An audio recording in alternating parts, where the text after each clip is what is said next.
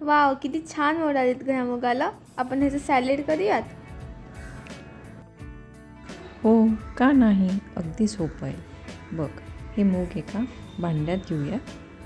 त्यात आता आपल्याला चवीनुसार लागणारं मीठ, थोडंसं तिखट आणि थोडा चाट मसाला टाकूयात.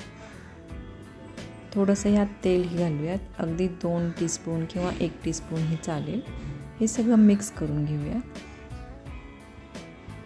ह्यात टाकलेला चाट मसाला आणि तिखट या सॅलडची चव वाढवतो.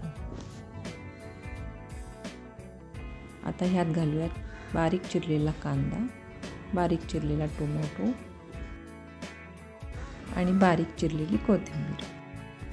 हे सगळं नीट मिक्स करून घेऊयात.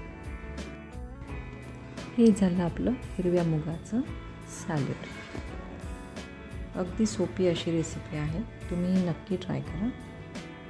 चवीलाही खूप छान लागते आणि पौष्टिक देखील आहे.